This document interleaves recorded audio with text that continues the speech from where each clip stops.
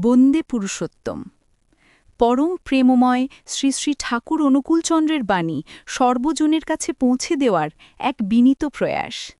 ঠাকুরের গ্রন্থসমূহ আমরা অডিও আকারে পরিবেশন করছি, যাতে প্রত্যেকে সহজেই শ্রবণ করে তার অমৃতবাণীতে সিক্ত হতে পারেন।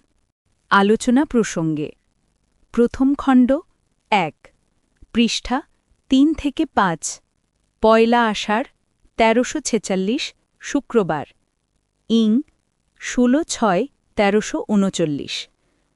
শ্রী শ্রী ঠাকুর বাঁধের ধারে কলতলার পাশে ঘরের ঘরে চৌকিতে তাকিয়া ঠেস দিয়ে শুয়ে আছেন।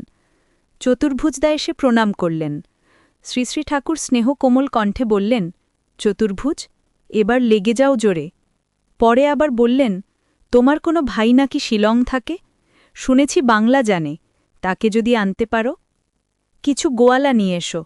স্মিথি অর্থাৎ কর্মকারের কাজ জানে এমন কয়েকজন লোক যদি আনতে পারো, তাহলে ওয়ার্কশপটা জোরে চালান যায়। লেদের কাজ, ঢালাইয়ের কাজ, ঝালাইয়ের কাজ, ইলেকট্রোপ্লেটিং ইত্যাদি জানা লোক হলে ওয়ার্কশপ থেকেই তাদের খরচ বেশ চলবে। মিলিটারি ম্যান যদি আনতে পারো, খুব ভালো হয়। তারা মিলিটারি ট্রেনিং দেবে। তোমাদের একটা রিলিজিয়াস ফোর্টের মতো হবে। তোমরা অসময়ে কত লোককে আশ্রয় দিতে পারবে। দুপুরে পামিস্ট্রি, অ্যাস্ট্রোলজি, স্পিরিচুয়ালিজম সম্বন্ধে কথা হচ্ছিল। শ্রী শ্রী ঠাকুর তার তাৎপর্য সম্বন্ধে বললেন, আর্জ অর্থাৎ আগ্রহর দরুন আমাদের ব্রেনে টেনশন আসে, আর তার থেকে আমাদের হাতের রেখা ফুটে ওঠে, কপালেও রেখা পড়ে। আমরাই আমাদের ভবিষ্যৎ সৃষ্টি করি। আমরা হয়তো বুঝতে পারি না কি করছি, কিন্তু হাত দেখলে তার পরিচয় পাওয়া যায়।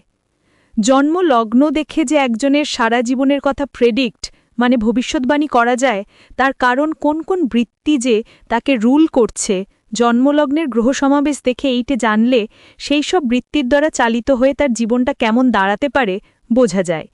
একটা গাড়ির চাকার পরিধি যদি জানা থাকে, তাহলে কতবার ঘুরে কতদূর যাবে বলতে পারি। যারা বৃত্তির অধীশ, তাদের সম্বন্ধে কিন্তু ঠিক করে বলা যায় না। তারা একটা অবস্থায় পড়ে কিভাবে রিয়্যাক্ট করবেন সে তাদের নিজেদের উপর নির্ভর করে। আমার সম্বন্ধে ভৃগু লিখেছেন যে কত কি হতে পারে তা বলা যায় না। মানুষ ইষ্ট দ্বারা চালিত হলে তার সম্বন্ধে ও কথা খাটে। ইষ্টের উপর একান্ত অনুরক্তি থাকলে মানুষ কর্মফল এড়াতেও পারে। যতীন্দ্র যদি আমার কথা শুনত, সেদিন না যেত, তাহলে অমনভাবে মৃত্যু হতো না। তপবন বোর্ডিংয়ে একটি ছেলে খুব অসুস্থ, সেই জন্য শ্রী শ্রী ঠাকুর খুব উদ্বিগ্ন, বারবার তার খবর নিচ্ছেন। বিকেলে বলছিলেন, প্রতিলম্জ সন্তান কখনো ভালো হতে পারে না, তাদের মধ্যে ট্রেচারি থাকবেই। উচ্চবর্ণের মেয়ে নিম্নবর্ণের ছেলের সঙ্গে বিয়ে হলে সেখানে হাজব্যান্ডের উপর রিগার্ড থাকতেই পারে না, বহু গণ্ডগোলের সৃষ্টি হয়। অমন্তর ক্ষেত্রে শোনা যায় যে স্বামীর প্রতি বিরক্তিবশত সন্তানকে মা কুত্তাকা বাচ্চা পর্যন্ত বলে থাকে। অ্যাকুইজিশন অর্থাৎ অর্জন আর ইনস্টিংক্ট মানে সংস্কার, এর ঢের তফাত আছে। নিউটন ছিলেন ম্যাথমেটিশিয়ান বাই ইনস্টিংক্ট, সংস্কারসিদ্ধ গণিতজ্ঞ। ম্যাথমেটিক্স মানে গণিত তার চাইতে কেউ হয়তো ভালো জানতেও পারে, কিন্তু তাদের মধ্যে ম্যাথমেটিক্স হয়তো ইনস্টিংক্ট মানে সহজাত সংস্কার এর স্থান নেয়নি। ইনস্টিংক্ট কেমন? যেমন হার্ট বিট করে অর্থাৎ হৃৎপিণ্ড স্পন্দিত হয়, কান শোনে, নাক নিঃশ্বাস নেয়, পা চলে। একটা বড় বংশের ছেলে হয়তো অনুশীলনের অভাবে একটা বনবৃষ হতে পারে, কিন্তু তার মধ্যে ইনস্টিংক্ট সবই ঠিক থাকে। ইনস্টিংক্টের যেখানে গণ্ডগোল হয়েছে, বুঝতে হবে সেখানে বংশে প্রতিলোমে সংস্রব ঢুকেছে বা বিবাহ বিধির ব্যত্যয় হয়েছে। কোরাপশানের দরুন অনেক সময় ভদ্র ঘরেও প্রতিলোমজ সন্তানের জন্ম হচ্ছে।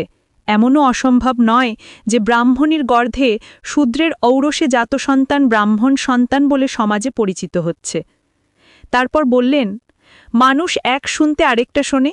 অনেক সময়ে তার কারণ হল কমপ্লেক্স। এসব থেকে তার চরিত্র বোঝা যায়। মানুষ যে কি এবং কেমন সে নিজেই বলে দেয়। তার থেকে অন্য কেউ যদি কোনো সিদ্ধান্তে এসে কিছু বলে, তাকে অন্তর্যামী মনে করে, কিন্তু ব্যাপারটা তা নয়। কার্যকারণ সম্বন্ধ দিয়েই সব বের করা যায়। সে ভুল শুনেও অন্যরকম না শুনে ঠিক এই রকমটা শুনল কেন। পরবর্তী আলোচনা প্রসঙ্গে শুনতে নেক্সট বোতাম চাপুন। চ্যানেলটি সাবস্ক্রাইব করে রাখুন। বন্দে পুরুষোত্তম। জয় গুরু।